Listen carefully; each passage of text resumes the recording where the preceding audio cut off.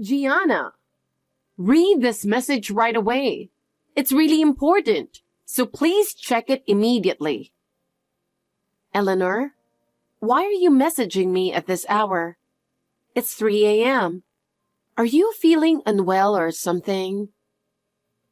In my dream, your baby was calling me. I'm certain this is a sign. So I feel like I have to go right now. What? For something like that? Do you have any idea what time it is? Dreams have a deep meaning, you know. That's what they've always said. They say they hold important messages, especially if my grandchild was calling me. It's really special. So I have to head over there right now. No, please stop. It's really a problem if you come at this hour, seriously. That's why I'm already in the car on my way over. Keep the door open for me. For my grandchild's sake, I really have to go. Wait, hold on a second. Are you really coming? Even if you say something like that all of a sudden. If there's a sign like this, of course I have to act. Dreams have a deep meaning, especially when it comes to family. That's why I need to take action right now. But, no really, even if you rush over like that, please, you can't come here right now. It doesn't matter what you think, Gianna. I can't just ignore this dream. It's my role as a grandmother. You'll understand once you become a mother too. No, I'm really sorry. But coming in the middle of the night it's just not reasonable. Reason doesn't matter. Answering the call of family comes first. Just open the door. I'm sure this is fate. It's a sign that something amazing is going to happen, and we can't miss this chance. Eleanor. Hey, you're home right now, aren't you? You wouldn't pretend to be out, would you? As your mother-in-law, I went out of my way to come to your house. So welcome me in with open arms. Eleanor, hello. Wait, did you really come to our place? I told you I was coming, didn't I? Now hurry up and open the door. I tried to come in with the spare key, but it's not working. You know what? We never gave you a spare key in the first place, right? I don't remember ever approving that. Also, I think we've talked about this before, but because you tried to use that spare key to come into the house several times without asking, Noah took the key back from you. He went off on you pretty hard, right? Did you already forget? But I'm Noah's mother. Is it really such a problem for a mother to come into her son's house? So what? Just because you're his mother doesn't mean you can come and go from our house whenever you want. Making a copy of the spare key, isn't that a little too much? What are you talking about? Of course it's necessary. You have to be extra careful. There might come a time when having a spare key is essential. So being prepared is just part of being a responsible adult. Don't worry. We were also extra careful and changed the locks. You can't use that spare key copy anymore. Wait a minute. You changed the locks without even consulting me? What's the meaning of this? Changing the house locks without telling me? Eleanor, you made a copy of the spare key without consulting us. What's that all about? What happened to our privacy? Oh, I see. Now I understand why the key didn't work. That explains it. But that doesn't matter. Now just open the door. No, I won't. Changing the locks would be pointless then. We changed them for security, you know. I went out of my way to come here. Don't you have any gratitude? I didn't ask you to come. I never said I wanted you to visit. Since this is your first baby, it's only natural that I, as a more experienced mother, should give you advice, right? I've been through a lot, so you should be grateful for that. I'll say it again. I didn't ask for any advice. And besides, times have changed. What was normal for you when it came to childbirth and parenting just doesn't cut it in today's world. We'll do things our way, so please respect that. Oh, really? Well, then I'll just tell Noah. I'll let him know what a disrespectful wife you are for not letting his own mother into the house. Maybe you need a lesson in how to be a proper wife. You clearly don't understand what it means to value family. It's honestly a bit of a problem when you show up unannounced almost every day, especially when we've already asked you not to. Eleanor, if you keep doing this, maybe it's you who needs a lesson in how to behave as a mother-in-law. Normally, you'd call ahead and consider the other person's schedule. What do you mean by a lesson as a mother-in-law? I'm not your pet. Do you expect me to obey you like a dog or a cat? You're talking like I have to follow your orders or something. That's ridiculous. I'm Noah's mother. You're the one who used the word lesson about me just a moment ago. And these days, dogs and cats listen better than people. They're much more obedient and follow directions more often than you do. In that sense, pets might be better. Just let me in. What's the big idea, making me wait outside in this cold? It's been getting chilly lately, you know. You could show a little concern, don't you think? What if I catch a cold? How are you going to take responsibility for that? Why don't you head back home, Mother, and get yourself nice and cozy in a warm blanket? That way you won't catch a cold, and maybe you can calm down a bit too. We really don't want you to get sick. Don't be so cold. You could just invite me in for some nice hot tea. That's the least you could do, right? I'm Noah's mother. What do you mean by treating a mother like this when she visits her son's house? Noah is at work right now, and I can't handle this on my own. Besides, I was always taught as a child not to let people into the house without permission. I really can't let someone in without consent. I'm not just anyone. I'm your family. You don't have to be so formal with family. If you need something, please come by when Noah is home. Of course, if you let us know ahead of time, we'll be ready to welcome you. I can't handle sudden visits like this, so please go home for now. I came here because I do have a reason. I even thought of some names for the baby. We've already discussed that, haven't we? We want to choose the name after the baby is born, thinking about them together as a family. Just between me and Noah, we made that clear to you. But this is my first grandchild. I have naming rights too, don't I? No way. I refuse. Absolutely not. As usual, you're such a rude and bold daughter-in-law. And you're still such an intrusive and disrespectful mother-in-law. I've thought of names that are way better than anything you two could come up with. So at least listen to me. If it's just listening, sure. Please send them over on WhatsApp.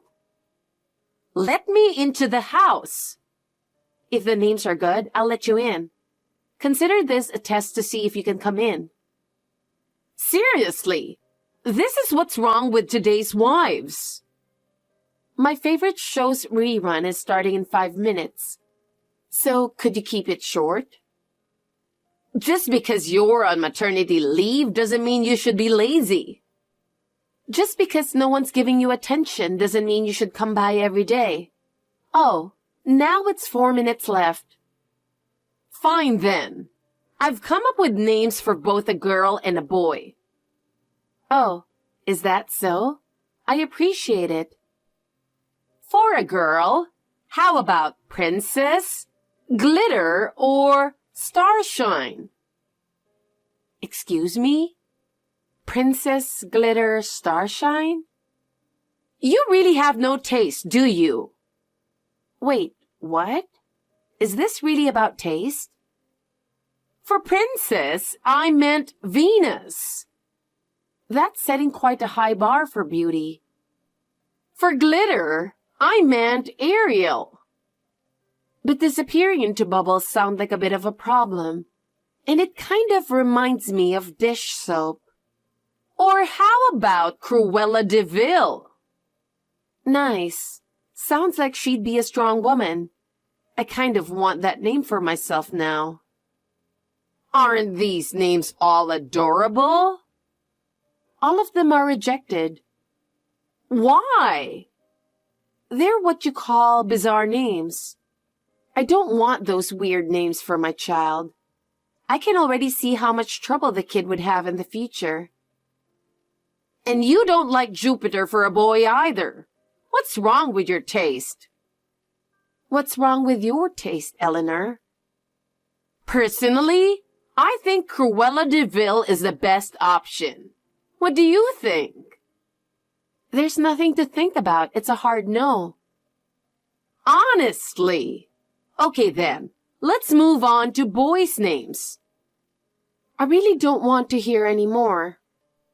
How about a name Flint? Well, that's surprisingly reasonable. But actually, it's Flintstones. Wait, what? Flint as in Flintstones? That's ridiculous. Exactly. It's a totally unique twist. No other kid will have a name like that. Don't you think it's a brilliant idea? I don't think even the weirdest game or show would use a name like that.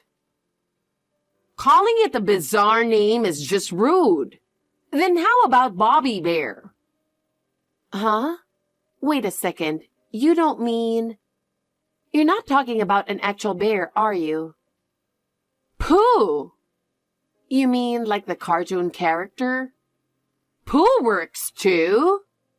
No, absolutely not. A yellow bear named Bobby Bear? That name would only be considered cute until about age 2, max. Are you being serious, Eleanor? I'm dead serious. If you're thinking about the child's future, there's no way you'd come up with a name like this. I'm completely serious, and I'm thinking of the child. This is my first grandchild, after all. I will choose the name. Do you want to burden the child with such a name for life? What kind of hardship are you planning to put them through? I put so much thought into these names, and you call it a burden? Coming over every day with ridiculous, bizarre names and showing up unannounced is seriously annoying. I'm on maternity leave, and I'd like to calmly prepare for the baby's arrival. I'm helping you prepare by coming up with a name, just in case the baby comes any day now. So, Eleanor, are you saying you actually like one of those names? Of course. I put a lot of effort into thinking of them. All right, then we'll go ahead and use one of those names. Oh, I'm glad you've finally come around. Well, my show is starting, so I'll take my leave now. Eleanor, please return to your home. Now that the name's been decided, I guess I'll go home for today. But I'll be back tomorrow to ask which name you picked. And make sure you have a spare key ready for me by then. Hey, listen to this. Everyone is being so rude.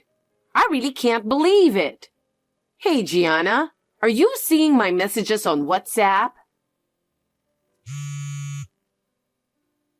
So, the relatives have started calling me Cruella de Vil recently. And this is your doing, isn't it? You said you'd use one of the names I suggested. Cruella de Vil was supposed to be the baby's name, not mine. Why is everyone calling me Cruella de Vil? What's the problem? It's your favorite name, right? It's the name the whole family is calling you now. What? You've got to be kidding. Every time someone calls me Cruella de Vil, people who don't even know me start giggling. Well, it suits you perfectly, especially with your wild hair and all. Anyway, make them stop. It's so embarrassing being called Cruella de Vil. You were actually going to give that name to your first grandchild, right? Well, maybe. But times have changed. Everyone in my circle appears to be living by some old-fashioned principles. I grew up surrounded by that, and most of the people I know are from that time too. Having lived steeped in those values, they just don't get the sense of today's world. You know, my face has that vintage look. I really don't blend in with the current times, so that name doesn't suit me at all. What does a vintage look even mean? I've never heard of that before. Do people's faces really change that much depending on the era? And just so you know, Cruella de Vil is a villain's name. I wouldn't want that name either. Who would want to give their child a name like that? No matter how quirky a name is, the child has to live with it for life. Do you understand now how hard that would be? Can you imagine the struggle of living with a ridiculous name? But involving the whole family is just too much. Turning this whole name thing into a joke makes me look like the bad guy. All I did was suggest a slightly unusual name. Why did it have to turn into such a big deal? At least, think about my feelings a little. These past 10 days have been so embarrassing for me. Don't give up after just 10 days. There's no need to panic just because the neighbors are calling you that. If we gave our child one of the names you suggested, they would have to live with it for their entire life. Choosing a name isn't something you do lightly. Did you even think about how they might get teased or bullied because of their name? Fine, I get it. If you're going to make such a fuss, I'll drop Cruella de Vil as a name. If you're that against it, then let's just end this discussion. But you've got to make the relatives stop. No matter how much I ask them, they won't listen to me at all. Since they won't listen to me, you've got to talk to them. All right then. If you promise never to force strange names on us again, and you stop showing up at our house unannounced, then I'll think about it. I'll also talk to the relatives. Wait a minute. I'm Noah's mother and the grandmother of this child, right? As a grandmother, I have every right to be more involved with my grandchild. Are you trying to kick me out of the family by making me promise all this? And so what? Being a grandmother has nothing to do with barging into our home without permission. As a family, there needs to be mutual boundaries and respect. By the way, I've already talked to your husband about all of this, and he's agreed with me. Wait, what? Even my husband agrees with this? I didn't hear about that. Yes, we had a thorough discussion. It's been decided that your contact with the baby will be kept to a minimum, and your contact with me will be even more limited. From now on, if there's anything you need, please contact Noah directly. But that boy never checks his phone. That's why I've been coming over in person, because I can't reach him. It's not that he doesn't check it. He's ignoring you. I think Noah has his reasons for doing so, don't you? No way! That's impossible! There's no way he would ignore me. You've complained before about how your own name, Eleanor, wasn't edgy enough, remember? So you should understand. The names you're trying to force are way too out there, and it's clear that our child would have a hard time with them. So please respect our decision. Fine, I get it. I won't suggest any more names. That's a relief. Now I'll draft up everything we discussed into a formal agreement. We'll need your signature on it. Noah will come by to see you today with the paperwork. Fine, I'll sign it for you. Thank you. Now we can move without any worries. Move? You're really moving? How can you decide that so suddenly? Yes, Noah's transfer was suddenly decided, so we have no choice but to move.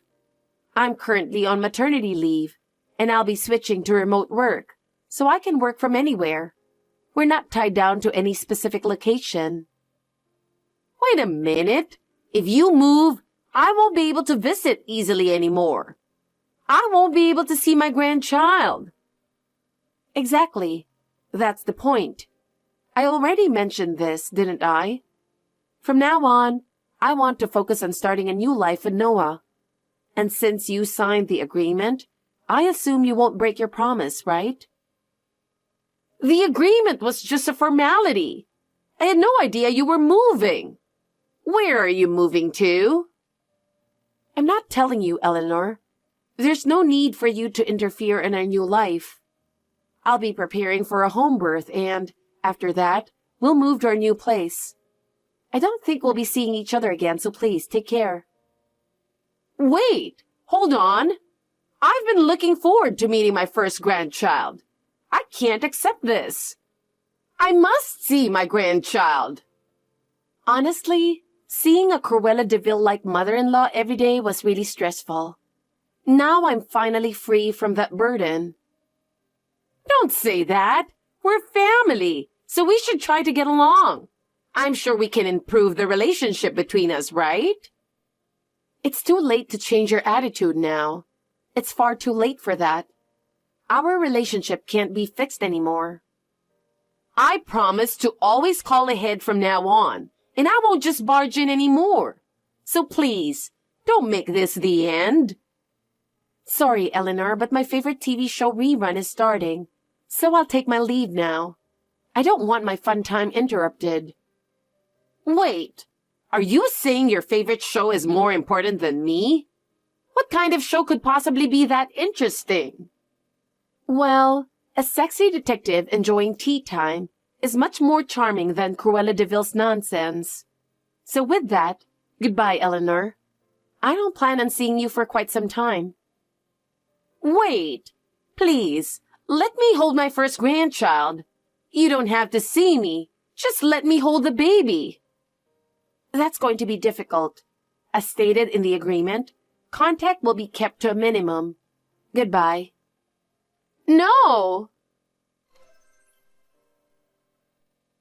A few months have passed, and we've successfully completed our move. Our new life is peaceful, and Noah and I are really enjoying raising our son together.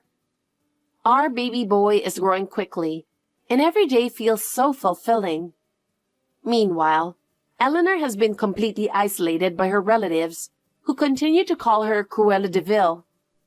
That whole incident made the family realize just how out of line her behavior was, and gradually, everyone started distancing themselves from her. Unlike the days when she used to show up at our place uninvited, now no one invites her anywhere. Of course, she doesn't know our new address, so she can't visit us. At first, she tried calling Noah multiple times, but Noah hasn't answered a single one of her calls. It's clear to him now that she's a disruptive force in our family. I've heard that she's now suffering from the Cruella de Vil image she created for herself and spends her days shut away at home. Well, she brought it on herself.